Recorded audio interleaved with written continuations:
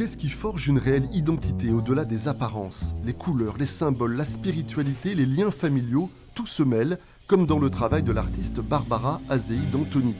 Confrontée au racisme dans son enfance paloise, elle a trouvé dans l'art un refuge. Aujourd'hui, elle affirme qui elle est, fruit de multiples cultures, franco-italienne par son père et camerounaise par sa mère. Mes inspirations prennent source dans ces cultures multiples, dans les traditions, dans les cérémonies traditionnelles par exemple au Cameroun, dans les croyances. Ce que je crée, en fait, c'est un langage nouveau pour parler justement de tout ça, pour parler de cette hybridité. Ici, le regard est toujours stimulé avec ces teintes vibrantes, ce travail harmonieux sur les perles et les tissus, avec comme fil rouge la place des femmes et de la transmission. C'est pas juste la mère, c'est la mère, les tantes, la grand-mère.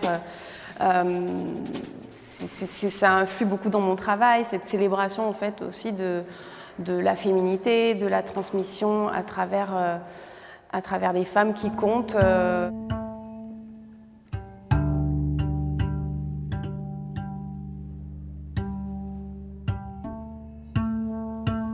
En fait, sur cette œuvre, on peut voir une multitude de petits traits, des petits traits dorés.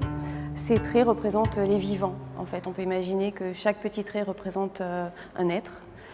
Et quand on voit justement ces mouvements, ces flux, ils expriment en fait les mouvements migratoires. Comment est-ce que les personnes sont amenées à se rencontrer, à se croiser depuis toujours en fait. Étrangère, une exposition importante et symbolique pour celle qui a fréquenté durant une décennie l'école du musée des Beaux-Arts de Pau. La petite fille de 9 ans d'alors est désormais une artiste accomplie, fière de ses racines.